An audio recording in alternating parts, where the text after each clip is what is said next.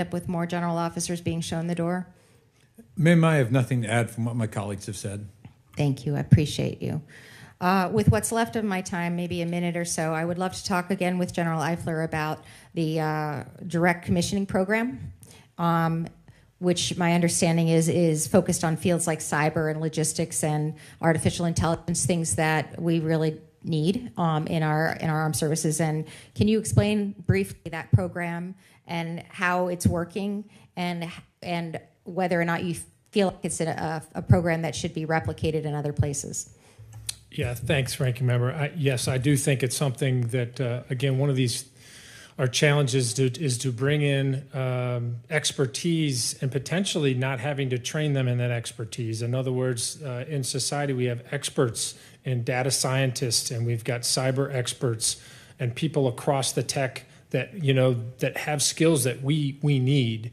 And so we are looking at how do we bring them in? How do they get interested in it? First of all, how do we recruit that? Because that's a different recruit. So do they go straight into service, so to speak, or do they do a basic training? They do have a basic training, but in some cases they're brought in as officers. I had a data scientist that he came in as a captain, straight out. Phenomenal. And you know what he loves doing? His job. He loves doing data science. Amazing. How refreshing. What we're trying to, quite honestly, one of our challenges is what we put them in our system, and you all are familiar with the system. You're a pilot. You're supposed to go do these things. You're a one. You're supposed to go do these things. Well, you're a data scientist, and we haven't mapped the career path. Exactly. And so we're fixing that and trying to make sure that, when like we do with the medical, when you go to see a doctor about your knee, it's like, oh man, I just moved over from shoulders. This will be fun. No, you want someone that's been working on the knees their entire life, and that's much like the medical community. We want to keep the people and the expertise going in that position for as long as we can. And carrying that with the 1 minute that I have left of my time, places like cyber, places like AI, these kinds of really acute, exquisite skill sets that people have. There is some idea that we might need not just different MOSs and the ability to have this direct commissioning, but possibly a different service entirely. A cyber service of one form or another, similar to the space service. Is this something that would make sense, or have you given any thought to it, any of you, with the 30 seconds I have left, to say, yes, it's really important that we have a career path and a channel for general officers to see themselves in something like the cyber service? General Eifler.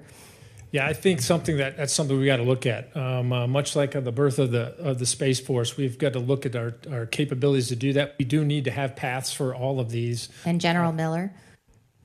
Yes, ma'am. I think that we need to look at this as well. And we've done a few things in the Air Force to just keep them on their track so that they have focus where they love their job. Admiral?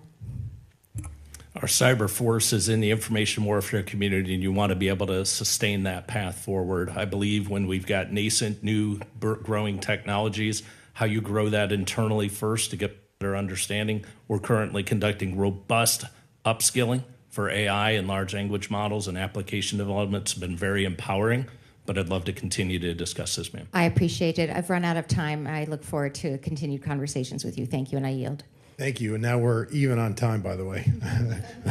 Chair now recognizes my good friend from Virginia, Congresswoman Kiggins. Thank you. Thank you, Mr. Chair, and thanks to our panelists for joining us today. It's good to see all of you, and thank you for our service to our great nation. I'm glad to hear the good news about meeting our recruitment goals, and I wanted to focus a little more on retention. But before we do that, can I just have each of you, if you could each pick one thing that maybe Congress could do when we think about growth and how we can grow even those numbers. I want to take a little bit of credit for meeting some of the recruitment goals because of the bipartisan quality of life work that we did last Congress. That was awesome. If you haven't read our book, I know our staff brought copies, but we were really proud of that work that we did.